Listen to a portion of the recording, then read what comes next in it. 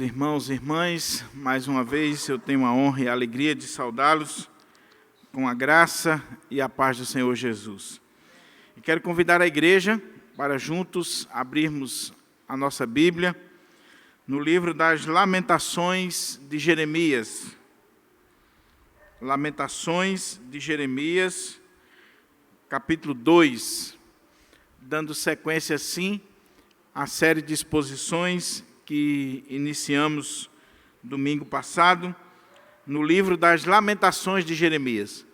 Serão 5 sermões ministrados nesta série, cobrindo aqui todo o livro das Lamentações de Jeremias, que são 5 poemas escritos pelo profeta Jeremias.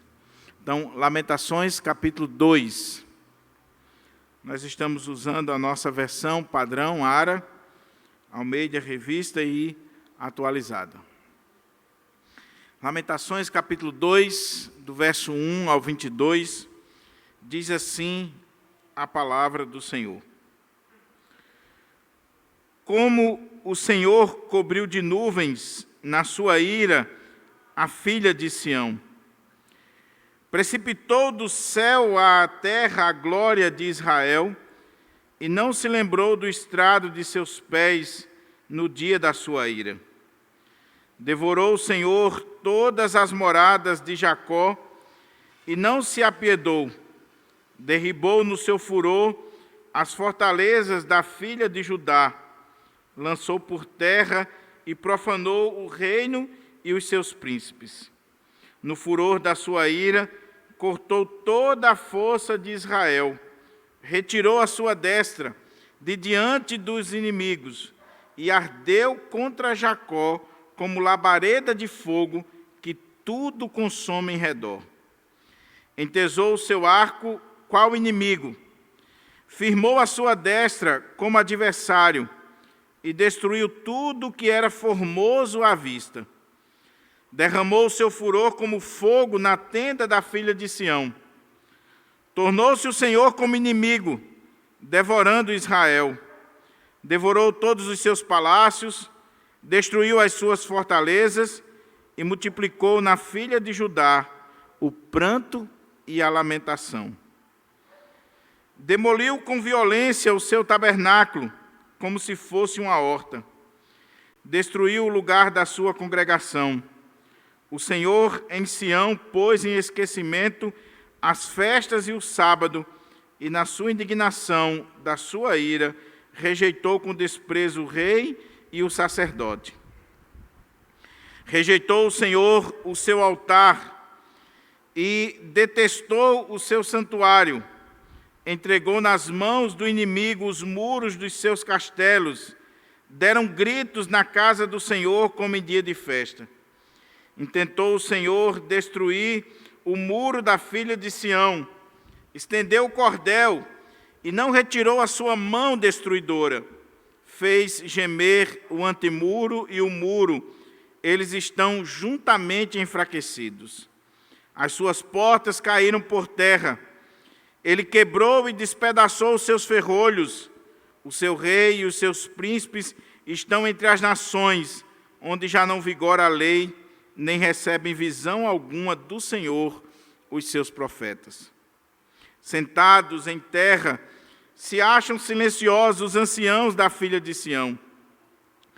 Lançam pó sobre a cabeça, cingidos de cilício. As virgens de Jerusalém abaixam a cabeça até o chão. Com lágrimas se consumiram os meus olhos. Turbada está a minha alma, e o meu coração se derramou de angústia por causa da calamidade da filha do meu povo, pois desfalecem os meninos e as crianças de peito pelas ruas da cidade. Dizem às mães: onde há pão e vinho? Quando desfalecem como o ferido pelas ruas da cidade, ou quando exalam a alma nos braços da sua mãe. Que poderei dizer-te? A quem te compararei, ó filha de Jerusalém? A quem te assemelharei? Para te consolar a ti, ó Virgem, filha de Sião, porque grande como o mar é a tua calamidade, quem te acudirá? Os teus profetas te anunciaram visões falsas e absurdas, e não manifestaram a tua maldade para restaurarem a tua sorte, mas te anunciaram visões de sentenças falsas que te levaram para o cativeiro. Todos os que passam pelo caminho batem palmas, assobiam e meneiam a cabeça sobre a filha de Jerusalém. E esta a cidade que denominavam a perfeição da formosura, a alegria de toda a terra?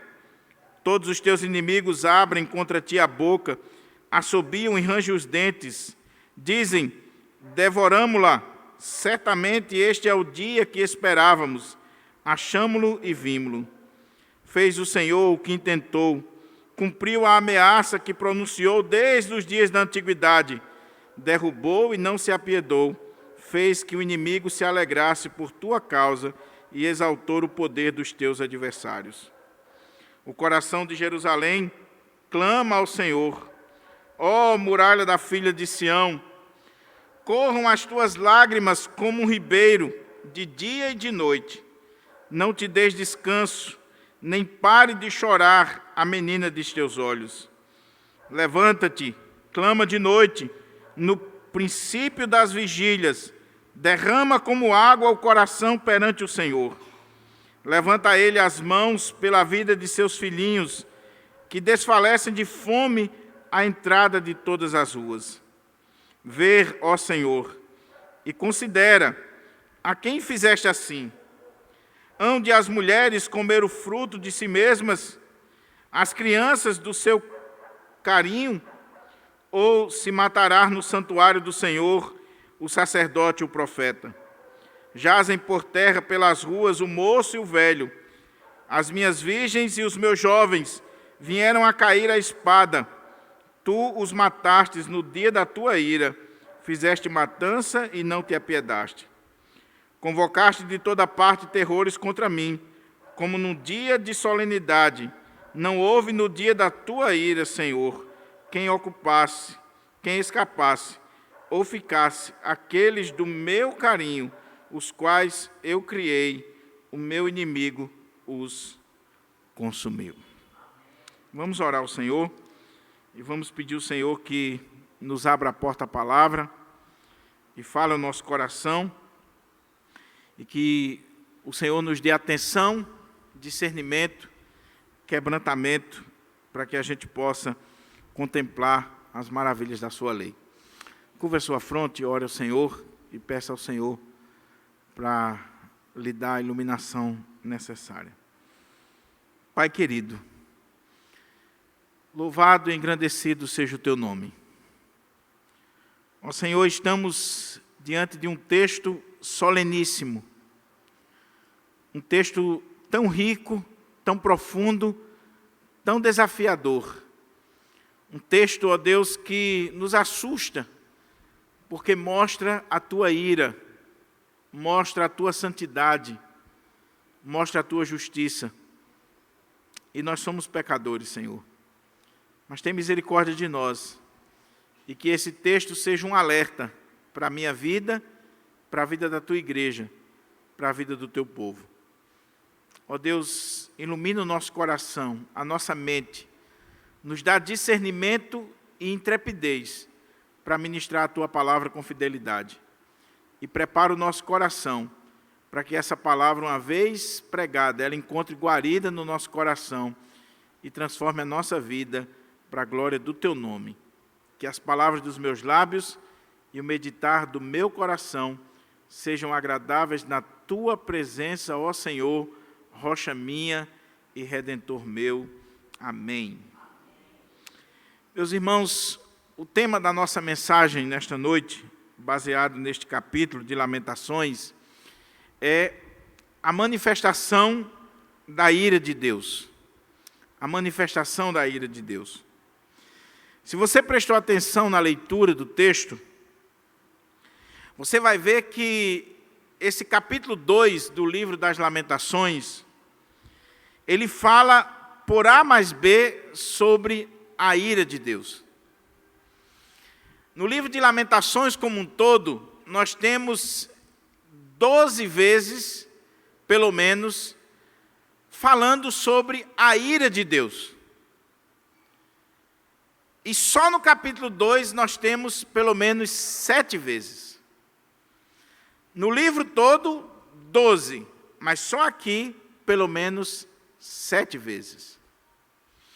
Mas, para que a gente possa entender o texto, eu preciso trazer à memória dos irmãos, principalmente daqueles que não estavam aqui semana passada, e aqueles que estão acompanhando, se bem que você pode e deve assistir a mensagem anterior, para que você possa pegar a linha. Mas eu quero trazer à memória dos irmãos o contexto desse livro.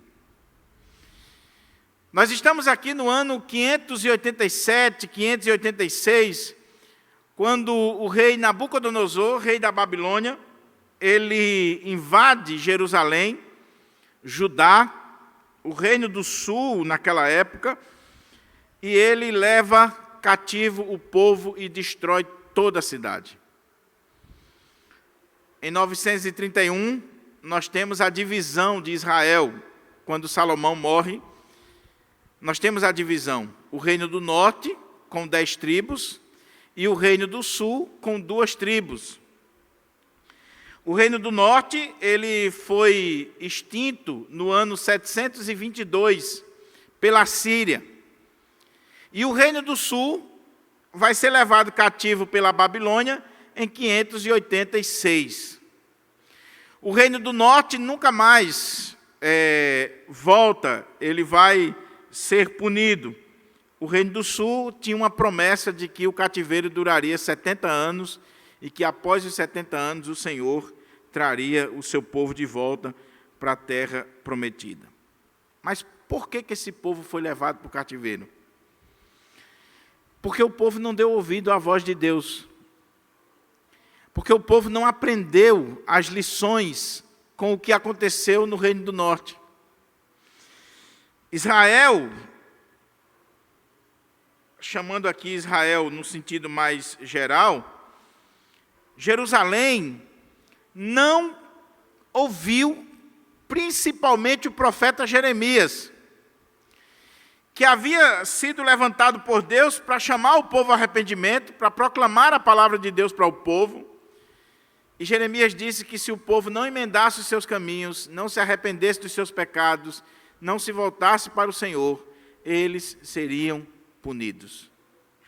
Mas o povo estavam confiados no templo, no fato de estar em Jerusalém, que era a cidade do grande rei, do rei Davi, nas alianças, no fato de já se passarem 200 anos do cativeiro lá do Reino do Norte, e eles não tinham sido punidos ainda.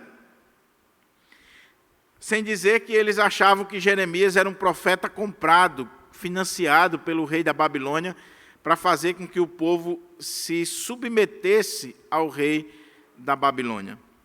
Pois bem, as profecias de Jeremias se cumpriu literalmente. Nabucodonosor vem a Jerusalém.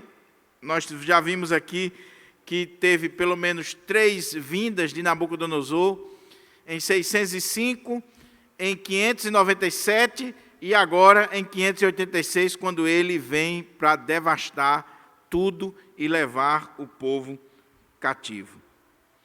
Só que Jeremias era alguém que profetizava, que proclamava a palavra de Deus, e que, ao mesmo tempo que ele mostrava esse juízo de Deus contra a nação, contra o povo, ele chorava por causa do pecado do povo. Ele sentia, ele via o que iria acontecer com o seu povo, com a sua nação. Então Jeremias amava a Deus e o povo. E ele era fiel na proclamação da palavra de Deus, e ao mesmo tempo ele chorava ao ver o que iria acontecer com aquele povo. E quando aconteceu, em 586, Jeremias, nós cremos que foi Jeremias que escreveu, muito embora exista uma discussão sobre a autoria desse livro, e eu tratei disso especificamente na primeira mensagem, mas Jeremias ele, como testemunho ocular, e esse capítulo 2 mostra muito claro isso, a pessoa que escreveu esses poemas, principalmente o poema 2 aqui, era alguém que estava vendo toda aquela destruição em Jerusalém. Então Jeremias, ele vê aquela situação, ele chora, ele se quebranta, ele sente a dor do seu povo. Nós temos aqui poemas que são chamados de poemas fúnebres. São poesias fúnebres, de lamento, que retratam esse sentimento do profeta. Nós vemos aqui também que são poemas que foram escritos de uma forma estilística muito bela, porque são acrósticos. Se você olhar capítulo 1, 2, 3, 4 e o 5 também, você vai ver que esses poemas fúnebres, eles estão aqui escritos de forma acróstica, ou seja, o alfabeto hebraico tem 22 letras. E para cada letra do alfabeto hebraico, você tem uma estrofe de cada poema. Então, por isso que capítulo 1 tem 22 versículos, que são estrofes. Capítulo 2 tem 22. Capítulo 3 vai ter 66, porque aí é para cada letra 3 estrofes. Capítulo 4 volta ao padrão inicial. E capítulo 5 são 22 linhas. E aí eu explicava para os irmãos que tem pelo menos 2 sentidos. O primeiro sentido é mostrar que o sofrimento é de A a Z. Da primeira à última letra do alfabeto. O segundo sentido é que, dessa forma acróstica, facilitava a memorização, guardar na mente aquilo que o profeta estava dizendo. Pois bem, aqui nós temos no 2, falando sobre a manifestação da ira de Deus. Pelo menos 7 vezes, ele vai usar a expressão ira, ira, ira de Deus. E eu não sei o que vem à sua mente quando a gente dá um tema como esse. Mas de uma coisa eu tenho certeza, é que nós não estamos acostumados a ouvir sobre a ira de Deus. Nós fomos acostumados no nosso país a ouvir sobre um Deus bonachão, a ouvir sobre um Deus Papai Noel, a ouvir sobre um Deus que ama você do jeito que você é, que você pode viver a sua vida, você pode fazer o que você quiser, que Deus é amor. Sim, Deus é amor, mas Ele também é justiça e Ele também se ira. E aqui vai mostrar que esse Deus que é amor, esse Deus que é o Deus da aliança, que é o Deus do pacto, que é o Deus que amava o povo de Israel e que ama o povo de Deus, o seu povo, Ele é um Deus que se ira. E o que é a ira de Deus? A ira de Deus é a reação da sua santidade ao pecado do homem. Se Deus é santo, justo e bom, perfeito, como a Bíblia coloca, é natural que essa santidade de Deus, ela reaja diante do pecado e do mal da humanidade. Então, biblicamente falando, quando falamos de ira de Deus, nós não estamos falando de algo excludente. Pelo contrário, se Deus é o que a Bíblia diz que Ele é, e Ele é, Deus é aquele que se ira. E Ele se ira porque a ira é a reação da sua santidade ao pecado, à transgressão, à iniquidade do homem. E não é só o Deus do Antigo Testamento não, viu? Se você olhar o Novo Testamento, você vai ver que João Batista prega sobre a ira de Deus, o machado que está posto à raiz das árvores. Você vai ver Jesus pregando sobre a ira de Deus. Você vai ver Paulo pregando sobre a ira de Deus. Você vai ver em todo o Novo Testamento a ira de Deus. Deus se ira. Deus se ira. Agora é claro que a ira de Deus não é a mesma coisa da ira do homem, que é pecaminosa e que muitas vezes é injusta. A ira de Deus é justa, porque é a reação da sua santidade ao pecado. A gente pode dividir esse poema do mesmo jeito que dividimos o primeiro, em 4 partes. E você vai ver aqui que, neste esquema, para que a gente possa entender o poema, você vai ver que primeiro ele vai falar sobre essa ira de Deus sendo demonstrada em toda a calamidade que veio sobre Jerusalém, sobre Judá. Depois ele vai mostrar essa ira de Deus sobre o povo em si. Primeiro ele mostra nas estruturas, as casas, o templo, as instituições. Em seguida ele vai mostrar a fome vindo sobre os anciãos, sobre as mulheres, as crianças, os jovens, sobre as pessoas. Em terceiro lugar, ele vai mostrar sobre os falsos profetas, que tudo isso estava acontecendo porque Jerusalém deu ouvido aos falsos profetas, que enganaram o povo. Em seguida, o poema termina mostrando que Jerusalém, mais uma vez, aqui na pessoa do profeta, personificada no profeta, vai orar ao Senhor e clamar ao Senhor, pedindo a Ele a sua graça e a sua misericórdia. Então vamos ver a primeira parte aqui, que mostra essa ira de Deus sendo manifestada nas instituições, nas estruturas e na cidade como um todo. Versículo 1 até o versículo 9, olha como é que o texto coloca para nós aqui sobre essa ira de Deus sendo manifestada. Diz assim: como o Senhor cobriu de nuvens na sua ira a filha de Sião, precipitou do céu à terra a glória de Israel, e não se lembrou do estrado dos seus pés no dia da sua ira. Devorou o Senhor todas as moradas de Jacó, e não se apiedou. Derribou no seu furor as fortalezas da filha de Judá. Lançou por terra e profanou o reino e os seus príncipes. No furor da sua ira, cortou toda a força de Israel. Retirou a sua destra de diante do inimigo e ardeu contra Jacó com labareda de fogo que tudo consome em redor. Entesou o seu arco, qual inimigo, firmou a sua destra como adversário e destruiu tudo que era formoso à vista. Derramou o seu furor como fogo na tenda da filha de Sião. Tornou-se o Senhor como inimigo, devorando Israel.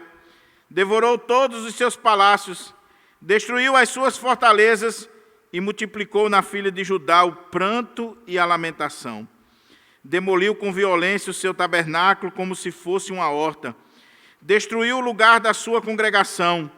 O Senhor em Sião pôs em esquecimento as festas e o sábado, e a indignação da sua ira rejeitou com desprezo o rei e o sacerdote.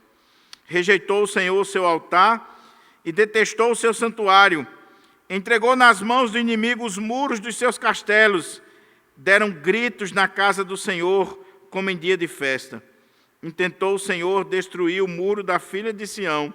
Estendeu o cordel e não retirou a sua mão destruidora. Fez gemer o antemuro e o muro. Eles estão juntamente enfraquecidos. As suas portas caíram por terra. Ele quebrou e despedaçou os seus ferrolhos. O seu rei e os seus príncipes estão entre as nações, onde já não vigora a lei, nem receberam visão alguma do Senhor, dos seus profetas. Olha que coisa. Veja que coisa interessante aqui. Primeiro, quantas vezes o texto faz referência à ira, o seu furor, a sua ira, o seu furor. Segundo, o texto começa dizendo como o Senhor cobriu de nuvens na sua ira a filha de Sião. Olha que imagem ele está colocando aqui. Se você olha o Antigo Testamento, você vai ver que a coluna de nuvem era para proteger o povo. Era símbolo da presença de Deus na vida do povo. que trazia proteção, que trazia iluminação, que trazia bênção para a vida do povo. Mas agora, o texto diz que o Senhor, ele cobriu de nuvens na sua ira a filha de Sião e precipitou do céu à terra a glória de Israel e não se lembrou do estrado de seus pés no dia da sua ira. Qual é a imagem aqui? Se lá atrás Deus colocou uma nuvem para proteger Israel e para abençoar Israel, agora o Senhor está trazendo uma nuvem sobre aquele povo, uma nuvem densa, e é uma nuvem de destruição que vem devorando e destruindo tudo que está pela frente. O mesmo Deus que abençoa é o mesmo Deus que pode destruir o seu povo, quando o seu povo não lhe dá ouvidos. E o profeta está admirado, dizendo: como o Senhor cobriu de nuvem a filha de Sião. Essa nuvem de destruição, essa nuvem espessa, essa nuvem negra, essa nuvem que está trazendo a vara, o furor, a ira de Deus sobre o seu povo. E o Senhor precipitou do céu à terra a glória de Israel.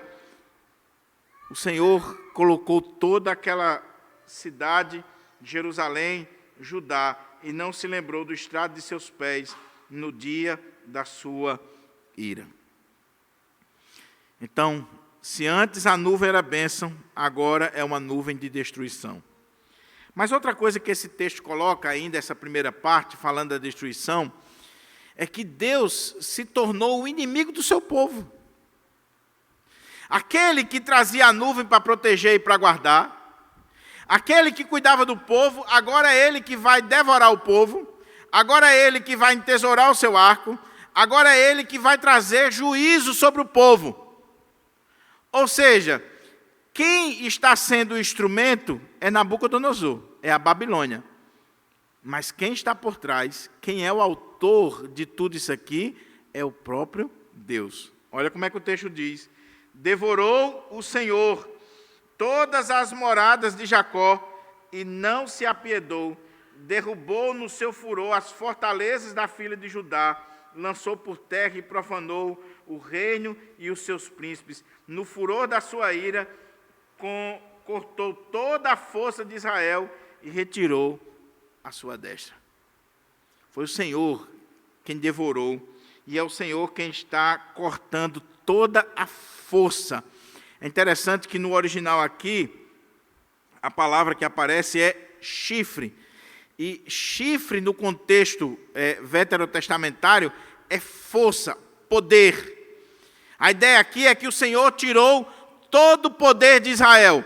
Tudo aquilo que era símbolo do poder, e a gente vai ver aqui, o templo, o rei, os sacerdotes, os profetas, os nobres, tudo que era a força de Israel, e o próprio Deus, a sua mão, a sua destra, que ajudava o povo, o Senhor tirou, e tirando toda essa proteção, ele devora os filhos de Israel, e ele, no furor da sua ira, ele corta toda a força, e aí ele derriba todas as fortalezas, ele lança os príncipes, os reis, e profana todas as coisas de Israel. Deus tirou tudo que trazia força, poder para o seu povo. Desde a sua destra, o rei e toda a estrutura que o povo tinha. Mas o texto continua dizendo, olha que coisa, meus irmãos. De diante do inimigo, e ardeu contra Jacó como labareda de fogo que todos consomem em redor. Entesou o seu arco qual inimigo, firmou a sua destra como adversário e destruiu tudo o que era formoso à vista. Derramou o seu furor como fogo na tenda das filhas de Sião. Tornou-se o Senhor como inimigo, devorando Israel.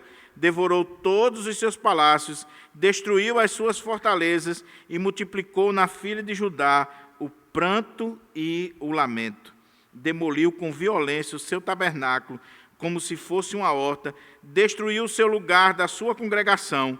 O Senhor em Sião pôs em esquecimento as festas, o sábado, e na indignação da sua ira rejeitou com desprezo o rei e o sacerdote.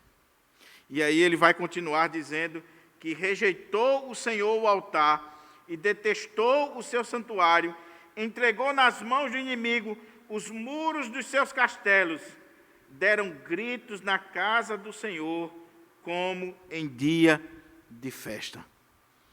O clímax dessa destruição é o verso 7. Por quê? Lembra do sermão que nós pregamos aqui em Jeremias capítulo 7? Quando Jeremias vai para a porta do templo e diz: vocês estão dizendo, templo do Senhor, templo do Senhor, templo do Senhor é este. Pois eu digo para vocês, emendem os seus caminhos, porque senão o Senhor vai vir e vai destruir tudo isso aqui. Eles achavam que, como aquele templo era o lugar da morada de Deus, e ali era o símbolo de Israel, da grandeza de Israel, jamais eles seriam destruídos. E o texto está dizendo aqui que a destruição do Senhor foi tão grande que ele destruiu as casas, as cabanas, os palácios. Ele saiu devastando tudo com essa nuvem de destruição, a ponto de chegar no templo. E quando chega no templo, ele destrói completamente o templo, o seu santuário, acabou as festas, acabou o culto, acabou toda a solenidade. E diz o texto aqui que davam gritos na casa do Senhor como em dia de festa. Só que esses gritos aqui não é mais do povo de Israel. Esses gritos aqui são dos inimigos que estão dentro do templo. Imagina aí, dia de festa em Jerusalém era lotado. Imagina aí, tudo aquilo ali, lotado de inimigos, e eles estão gritando, comemorando, como se fosse uma festa, a destruição daquele templo. E o texto diz ainda: intentou o Senhor detestar o muro da filha de Sião, destruir o muro da filha de Sião, estendeu o cordel e não retirou a sua mão destruidora, fez gemer o antemuro e o muro, eles estão juntamente enfraquecidos. As suas portas caíram por terra, ele queimou e desperdiçou os seus ferrolhos. O seu rei e os seus príncipes estão entre nações, onde não vigora lei, nem recebe visão alguma do Senhor nos seus profetas. O que esse texto coloca para nós interessante? Quando você vai olhar as leis de Deus, principalmente especificando a construção do templo, um dos equipamentos interessantes que o Senhor colocava para o povo era o prumo. Tudo deveria estar dentro do prumo certo. E agora, Deus, quando vai destruir o templo, Deus também tem um prumo, e Ele vai olhando cada detalhe para destruir tudo completamente.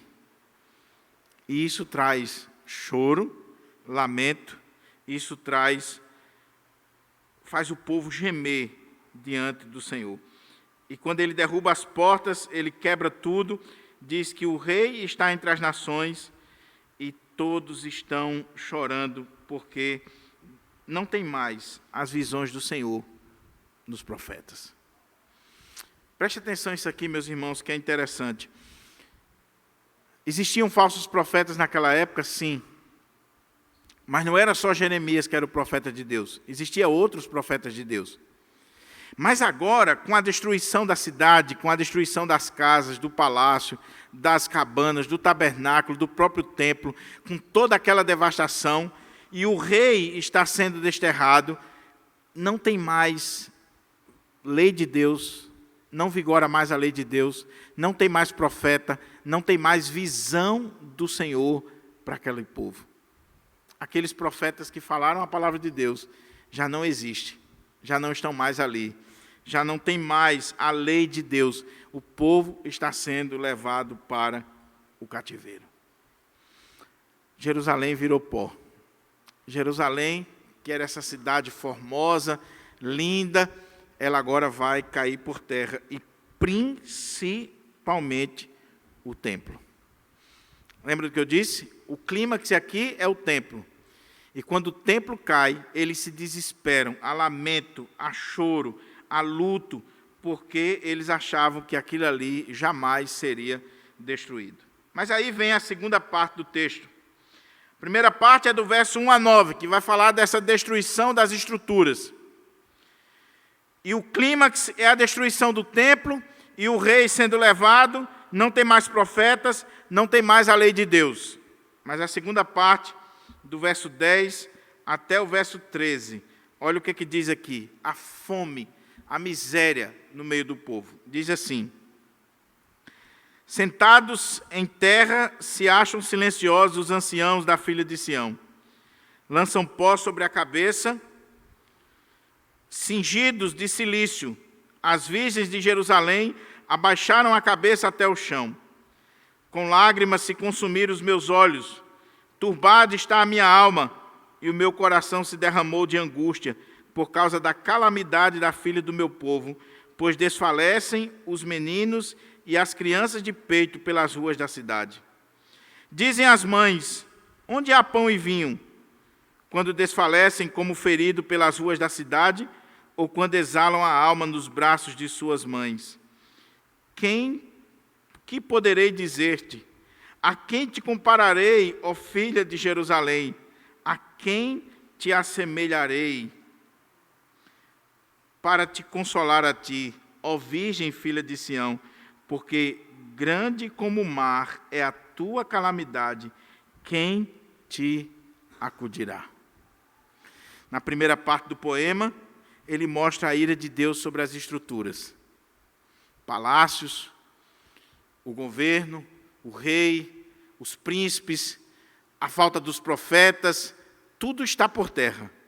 Mas agora ele vai mostrar que o povo como um todo sofreu.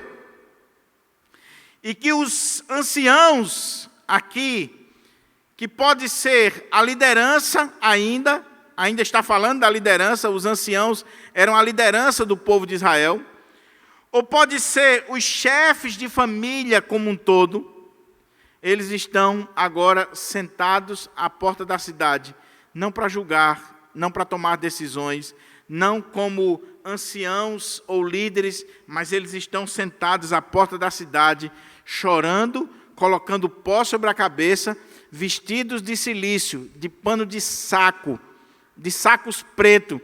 Eles estão de luto e eles estão chorando, vendo aquilo que aconteceu, principalmente com o templo.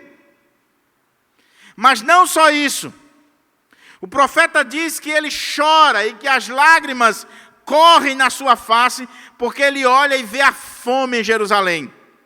A fome era tão grande que as crianças estavam clamando às suas mães por um pedaço de pão e um pouco de vinho. E diz o texto que muitas das crianças de Jerusalém estavam morrendo como um ferido. Era tanta fome que as crianças andando na rua, de repente caíam e morriam. Ou crianças que estavam no braço da mãe e a língua pregava no céu da boca. E essa criança morria no braço da mãe de fome. De fome.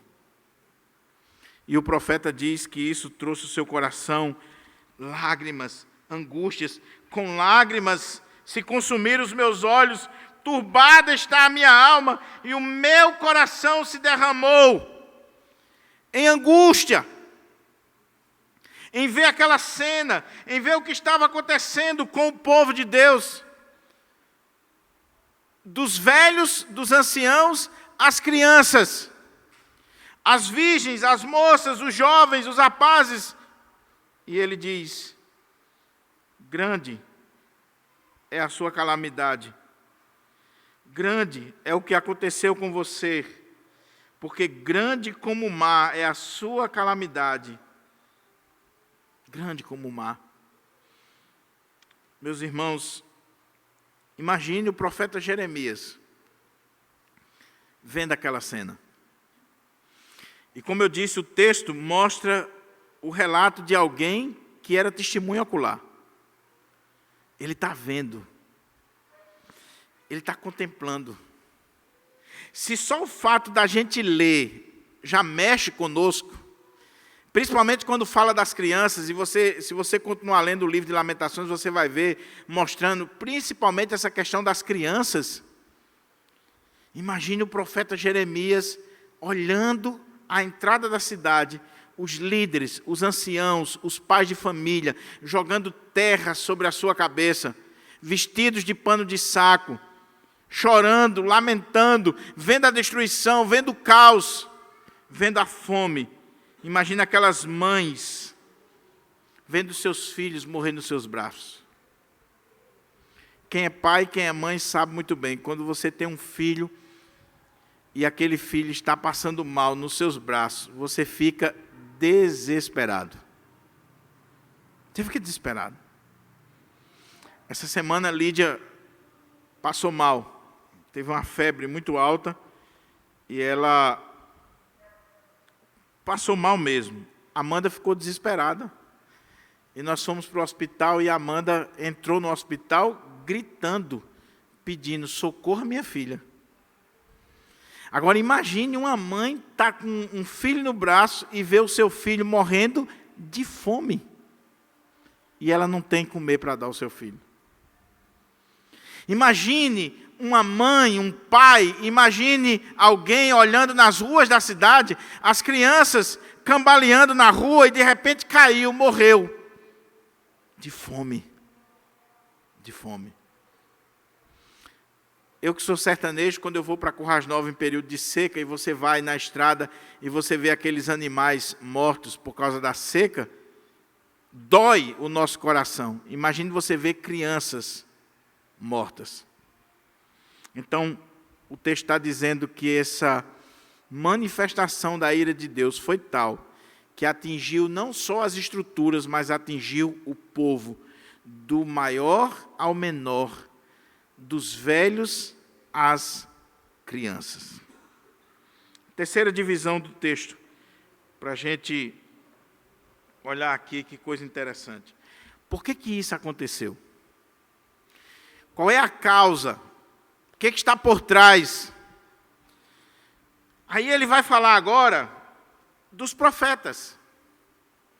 Ele já disse que o rei, que foi levado para as nações, ele agora está sem a lei e sem a visão dos profetas. Os profetas não têm mais visão. Mas lá atrás ele está falando dos profetas que profetizavam a palavra. Os homens de Deus. Mas agora ele vai falar dos falsos profetas. E ele vai dizer que o povo está passando tudo aquilo ali porque deram ouvidos aos falsos profetas.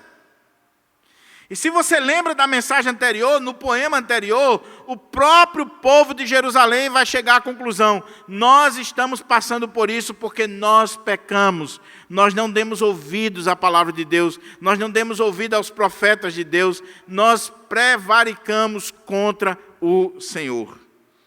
Então agora, do verso 14 até o verso 17, olha o que ele diz aqui.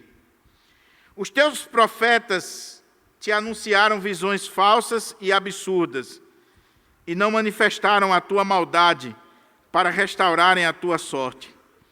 Mas te anunciaram visões de sentenças falsas que te levaram para o cativeiro. Todos os que passam pelo caminho batem palmas, assobiam e meneiam a cabeça sobre as filhas de Jerusalém.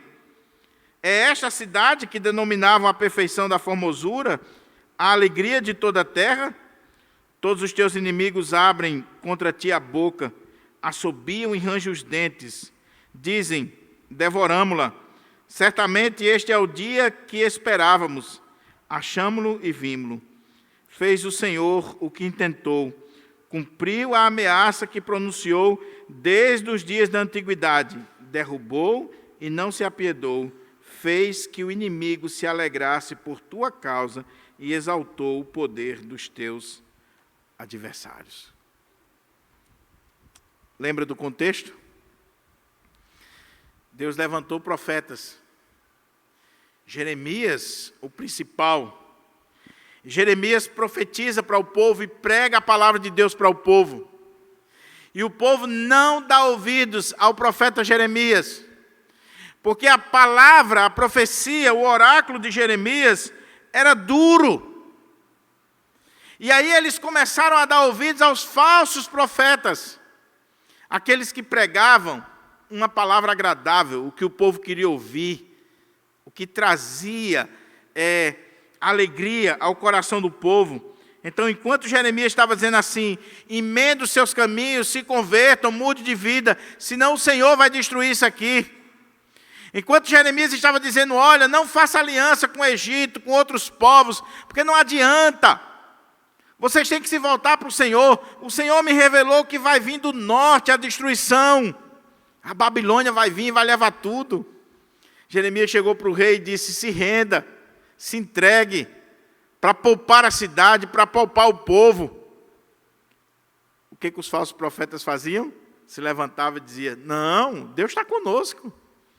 Nós temos a lei, nós temos o templo, nós estamos na cidade do grande rei. Jeremias é um profeta comprado, a Babilônia está pagando para ele profetizar. Rei, tu és um ungido do Senhor, rei. E aí eles bajulavam o rei, bajulavam os sacerdotes, bajulavam o povo, falavam o que o povo queria ouvir. E o que o texto está dizendo aqui? Os teus profetas te anunciaram visões falsas e absurdas e não manifestaram a tua maldade para restaurarem a tua sorte. Os profetas, que deveriam ter chamado o povo ao arrependimento, eles não falaram do pecado do povo, não revelaram a maldade do povo, não foram fiéis ao povo para que o povo mudasse a sua sorte. Diferente de Jeremias, que chegou na porta do templo. Jeremias foi à porta do templo e disse, emenda os seus caminhos. Os falsos profetas, eles falavam de visões falsas. Eles não confrontavam o povo, não chamavam o povo ao arrependimento. E aí o texto diz aqui, os teus profetas te anunciaram visões falsas e absurdas, e não manifestaram a tua maldade para restaurar a tua sorte, mas te anunciaram visões de sentenças falsas que te levaram para o cativeiro. Deixa eu dizer uma coisa para você, meu irmão, minha irmã, você que está aqui e você que está assistindo. Um profeta, um pastor, um pregador, ele nunca é neutro. Ou ele vai ser uma bênção na sua vida, ou ele vai ser uma maldição na sua vida. O que o texto está dizendo é que o povo foi levado para o cativeiro porque os falsos profetas não pregaram como deveriam pregar a palavra de Deus, e o povo deu ouvido aos falsos profetas, e porque deram ouvido aos falsos profetas, eles foram levados para o cativeiro. Isso aqui é muito sério, meus irmãos, porque o que o texto está dizendo é que o falso profeta, ele pode induzir você ao erro, e ele pode fazer você ficar distante de Deus, e você ser punido por Deus, porque ele está dando uma direção errada para a sua vida.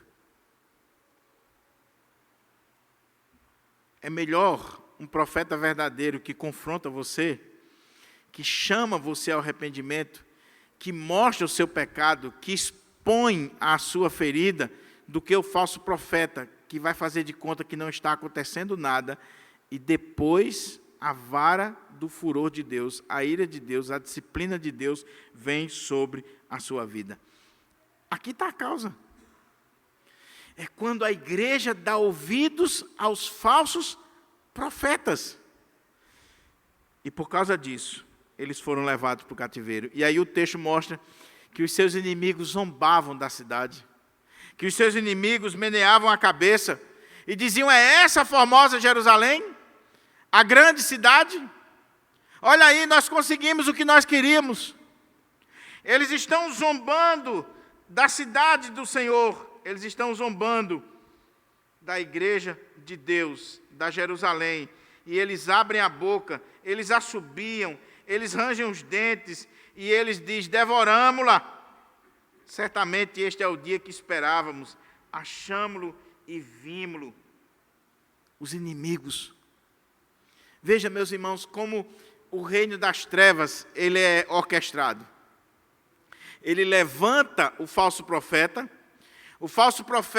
profetiza para o povo dá ouvido ao falso profeta, vem a ira de Deus contra o povo, e quando o povo está sendo punido, os próprios inimigos, eles vão zombar do povo, e eles vão contar a vitória e contar a vantagem sobre o povo de Deus. Mas o texto diz, fez o Senhor o que intentou, cumpriu a ameaça que pronunciou desde os dias da antiguidade, derrubou e não se apiedou, fez que o inimigo se alegrasse por tua causa e exaltou o poder dos seus adversários. O que o texto está dizendo, e eu sei que é duro, o Senhor fez o que ele tinha dito.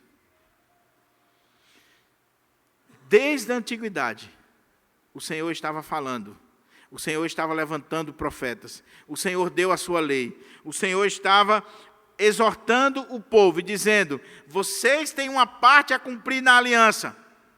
Eu sou o Deus de vocês, mas eu estou dando a lei, estou dando a aliança e vocês devem cumprir. Não vão atrás de outros povos, não cometam idolatria, amem somente a mim. E o povo está se desviando, se afastando, dando ouvido aos falsos profetas. E aí veio aquilo que o Senhor tinha dito que faria. Lembra de Deuteronômio 28? Se atentamente ouvires a minha voz, se vocês cumprirem a minha lei, todas estas bênçãos virão sobre ti, te acompanharão. Aí ele diz, bendito serás, e ele vai dizendo, bendito serás no campo, na cidade, quando entrares, quando saíres. Ele vai mostrando as bênçãos. Mas quando chega no meio do capítulo, ele diz, agora se vocês não me derem ouvidos, vocês vão ser amaldiçoados nisso, nisso, nisso e nisso. Mas aí chega o falso profeta e diz assim, que é isso, rapaz? Olha, Deus te ama tanto, que veja, você está em pecado, você está descumprindo a lei de Deus, mas veja que Deus não lhe puniu. Veja como Deus te ama. Deus entende você, meu filho. Você é a menina dos olhos de Deus. E aí a pessoa vai dando ouvido aos falsos profetas, e vai brincando com aquilo que não deveria brincar. E na hora certa, vem o juízo de Deus sobre aquela pessoa. Foi isso que aconteceu aqui. O juízo de Deus veio, a nuvem de Deus, de destruição, do furor, da ira de Deus, veio sobre a estrutura, sobre as instituições, sobre o rei, sobre o sacerdote, sobre esses falsos profetas, sobre o povo, até mesmo sobre as crianças do povo de Deus. E Jeremias está dizendo, e agora, Jerusalém, os teus inimigos estão passando, meneando a cabeça, assobiando, rindo, estão comemorando a destruição de vocês. Detalhe, meus irmãos, leia o livro de Lamentações e leia o livro de Jeremias, e você vai ver que ao mesmo tempo que Jeremias está sendo fiel, está sendo duro, ao mesmo tempo ele chora. Por isso que ele é chamado de profeta chorão. Porque ao mesmo tempo que ele mostra a realidade para o povo, e ele mostra as consequências do pecado do povo, ele chora em ver o povo de Deus naquela situação. Ele era um verdadeiro profeta que amava a Deus e amava o povo.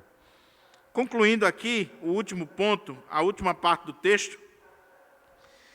O texto do verso 18 até o verso 22, assim como acontece com os outros poemas, nós temos aqui uma oração. Ele começa descrevendo a calamidade, a dimensão dessa calamidade, a causa dessa calamidade, e depois ele ora. E você tem aqui uma oração do profeta, do povo, você tem aqui uma junção de um clamor tanto pessoal como comunitário. Olha o que diz o texto a partir do verso 18. Diz assim: o coração de Jerusalém clama ao Senhor. Agora está orando. Agora está clamando a Deus. O povo está sendo levado para o cativeiro, o povo viu a destruição, o povo contemplou tudo aquilo que aconteceu, o coração de Jerusalém clama ao Senhor. Ó muralha da filha de Sião, Corram as tuas lágrimas como um ribeiro, de dia e de noite. Não te des descanso, nem pare de chorar a menina de teus olhos. Levanta-te, clama de noite, no princípio das vigílias, derrama como água o coração perante o Senhor. Levanta a ele as mãos, pela vida de seus filhinhos, que desfalecem de fome, à entrada de todas as ruas. Vê, ó Senhor, e considera, a quem fizeste assim? Hão de as mulheres comer o fruto de si mesmas? As crianças do seu carinho? Ou se matará no santuário do Senhor o sacerdote e o profeta? Jazem por terra pelas ruas o moço e o velho. As minhas virgens e os meus jovens vieram a cair à espada. Tu os matastes no dia da tua ira. Fizeste matança e não te apiedaste. Convocaste de toda parte terrores contra mim, como no dia de solenidade. Não houve no dia da tua ira, do Senhor, quem escapasse ou ficasse, aqueles do meu carinho, os quais eu criei, o meu inimigo o consumiu. Olha que oração banhada de lágrimas. E, meus irmãos, como nós precisamos chorar pelos nossos pecados. Há momentos na nossa vida em que Deus, Ele nos pune, Ele age com juízo, exatamente com o propósito da gente chegar a esse ponto aqui. Lembra do que eu falei na mensagem anterior? Deus não é como um juiz comum. O juiz, ele pune, ele decreta a sentença, pura e simplesmente para cumprir a lei. Deus, como justo juiz e como um pai, ele disciplina, ele pune, não só para cumprir a lei, mas ele pune para tornar eu e você uma pessoa melhor. E se nós somos filhos, Deus vai nos disciplinar. Se nós somos filhos e estamos saindo do caminho, Deus vai agir com ira. É a reação da santidade de Deus, da justiça de Deus. Mas ao mesmo tempo, e louvado seja o Senhor, que o povo do Senhor conhece o Senhor e sabe que quando se voltam para Ele com um coração quebrantado e contrito, o Senhor não despreza. E por isso que o texto diz que o povo orou e orou com lágrimas. E o povo chorou diante do Senhor. E eles dizem, corram as nossas lágrimas como o ribeiro. Chorem, chorem. Que as meninas dos seus olhos se derramem lágrimas. Chorem. Pelo que está acontecendo. Chorem e apresentem diante do Senhor tudo aquilo que está acontecendo. Levante-se, clame de noite, no princípio das vigílias, derrame como água o coração perante o Senhor, levante a Ele as mãos, pela mão dos seus filhinhos, pelo amor dos seus filhinhos, clame ao Senhor. Nós precisamos chorar mais. Nós somos um povo que ri muito, brinca muito. Parece que nós não temos noção dos pecados da nossa nação, dos pecados da igreja, dos nossos próprios pecados. E quando nós vamos perdendo a noção e vamos nos tornando insensíveis e vamos nos afastando do Senhor e os falsos profetas estão ganhando terreno, Deus permite e Deus manda essa nuvem, resultado do furor da sua ira, e faz com que muitas vezes nós sejamos punidos e disciplinados para que a gente possa chegar a essa atitude de chorar, chorar e chorar e chorar. Meu querido irmão, quando foi a última vez que você chorou por causa dos seus pecados? Quando foi?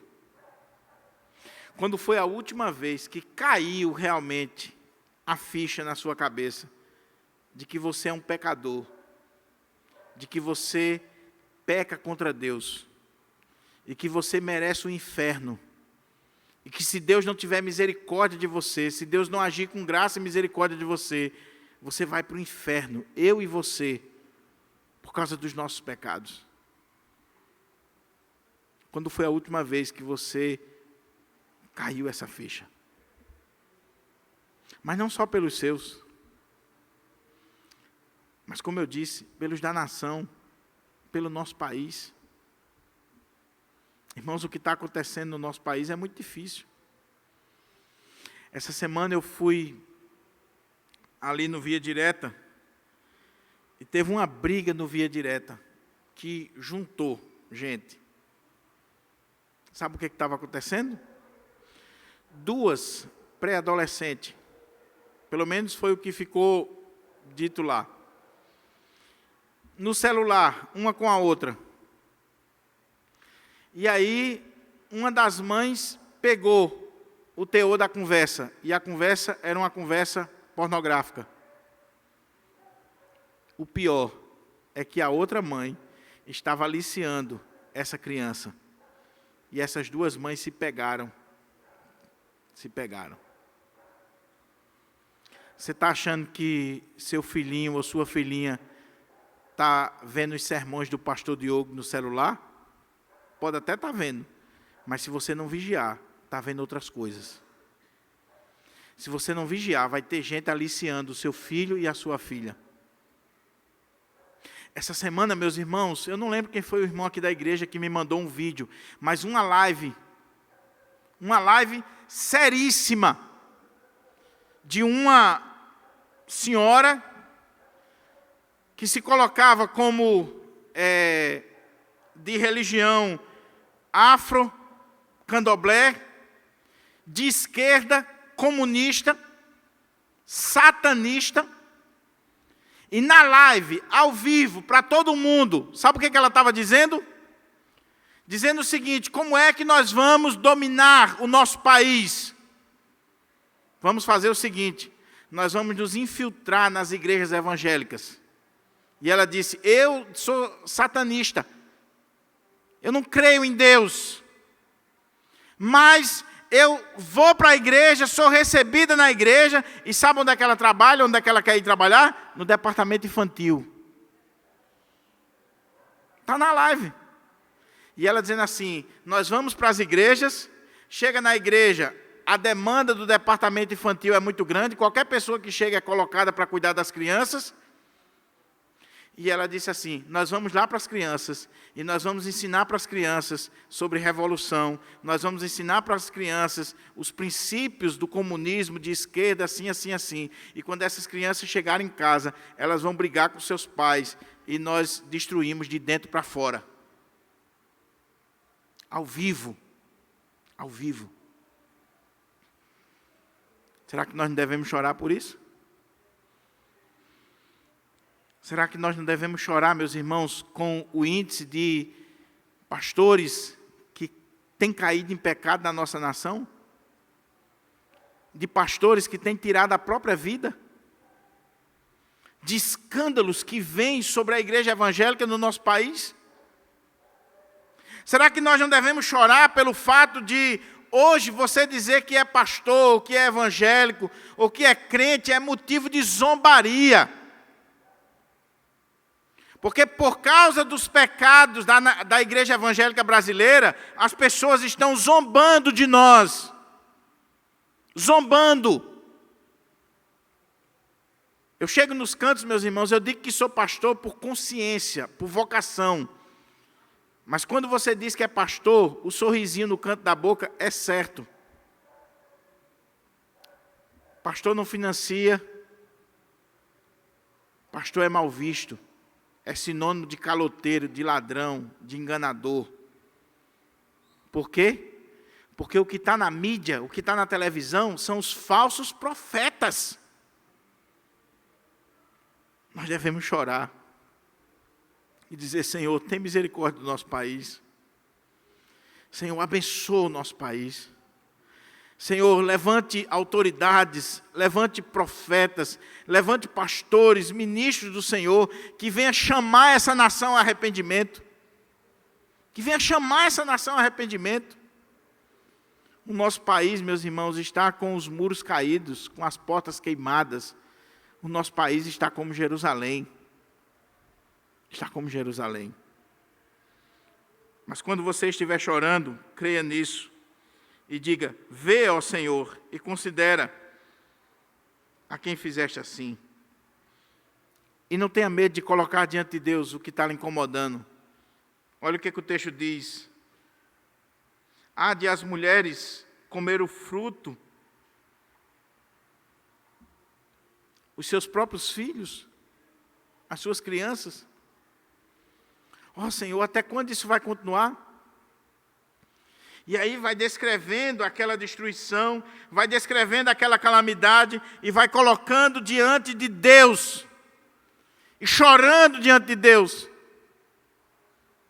E quando a gente for considerar o capítulo 3, na próxima mensagem, que é o capítulo mais longo, mas ao mesmo tempo é o clímax do livro, ele vai começar mostrando toda essa calamidade mais uma vez. Dizendo, eu sou o homem que viu a vara do furor de Deus. Tudo isso que aconteceu. Mas ele diz, põe a boca no pó. Ainda há esperança. Ainda há esperança. E ele diz, apesar de eu ter visto tudo isso, eu quero trazer à minha memória o que me pode dar esperança. E aí, verso 21, 22, 23 em diante, do capítulo 3. As misericórdias do Senhor são a causa de não sermos consumidos, porque as suas misericórdias não têm fim, renovam-se cada manhã. Então ele é consciente, ele sabe do que estava acontecendo. Ele não nega.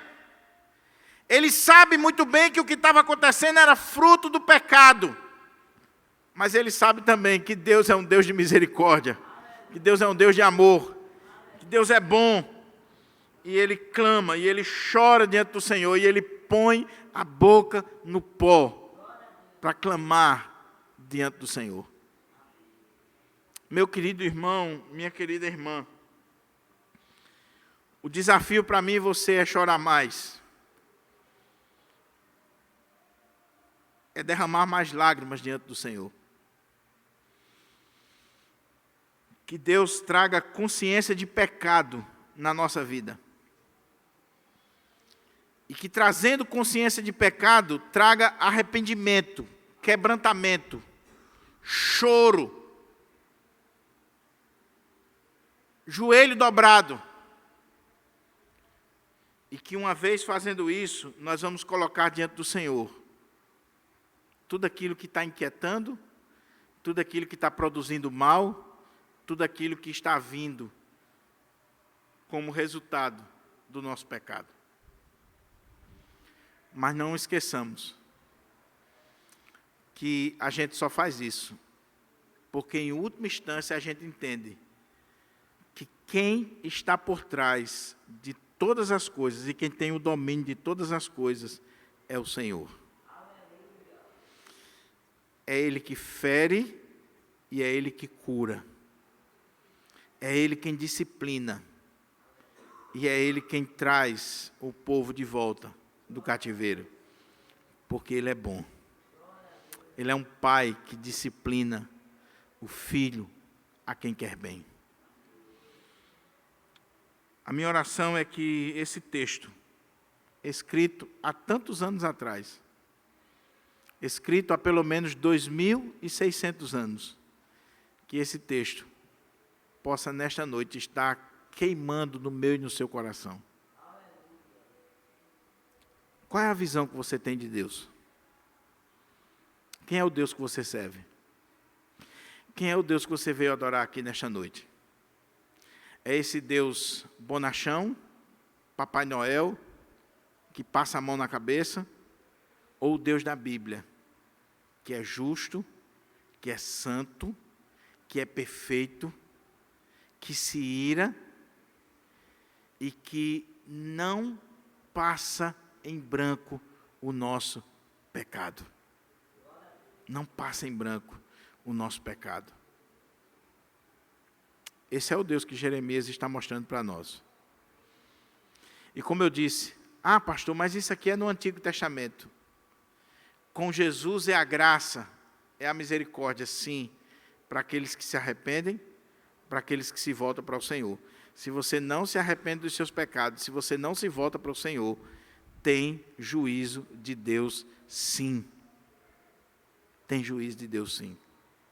E está diante de você, você que está assistindo, você que está aqui, a vida e a morte, a bênção e a maldição. Você pode dar ouvidos aos falsos profetas que estão dizendo que a sua vida está boa, que continue assim, que tudo está bem, que tudo está de vento em popa, que não vai acontecer nada na sua vida, ou você pode dar ouvidos aos verdadeiros profetas. E os verdadeiros profetas geralmente são aqueles que põem o dedo na sua ferida. O verdadeiro profeta, geralmente, é aquele que se levanta no poder e na autoridade do Espírito Santo de Deus e diz: volte-se para o Senhor, emende os seus caminhos, converta-se ao Senhor, senão o Senhor vai punir você. E quando ele faz isso, não só está demonstrando que é um verdadeiro profeta, mas que é um verdadeiro pastor, um homem de Deus. Por isso, meus irmãos e irmãs, eu já falei aqui em outras mensagens, e não estou falando por mim, pura e simplesmente, mas por isso que a igreja deve louvar a Deus quando ela tem um verdadeiro profeta no púlpito, um verdadeiro expositor da palavra, um homem que se levanta, que abre a Bíblia, que expõe a Bíblia com fidelidade e que está pregando para ele mesmo. Está pregando para si e está pregando para os outros. Porque o que eu estou pregando aqui para você, eu estou pregando para mim. Se eu estiver pregando isso aqui e não viver, eu também vou ser punido. Então, ore e peça a Deus que Deus abençoe, que Deus levante mais pastores. Calvino dizia que, ou era Calvino ou era Lutero, não lembro bem agora, mas dizia que talvez o maior juízo de Deus na vida de uma igreja é quando Deus permite que um falso profeta suba no púlpito. É juízo de Deus. É como a nação. O juízo de Deus para uma nação é quando Deus permite que um governante mau suba ao trono. A nação vai ser punida, a igreja vai ser punida, o povo vai sofrer. Foi Deus que colocou? Foi. Porque é Deus quem coloca as autoridades. Mas Deus permitiu e colocou aquele governante ruim para punir o povo. E muitas vezes Deus levanta falsos profetas nas igrejas para punir o povo. Porque o povo está querendo é isso mesmo. E aí Deus faz com que os falsos profetas profetizem, como aconteceu aqui. Os falsos profetas diziam: está tudo bem, gente. Nós somos o povo de Deus. Nós somos o povo da aliança. E o falso profeta, meu irmão, é simpático, é amoroso, dá um tapinha nas costas, janta com você, nunca vai confrontar seus pecados. Nunca. Ele é carismático, ele enche igreja, ele sabe fazer. Mas no final, você descobre que foi enganado. E queira Deus que na misericórdia de Deus você descubra isso, porque muitos não descobrem. Que o Senhor aplique a sua palavra no nosso coração e que nós saiamos daqui pensando, refletindo, orando e dizendo: Senhor, tem misericórdia de nós. Vamos orar?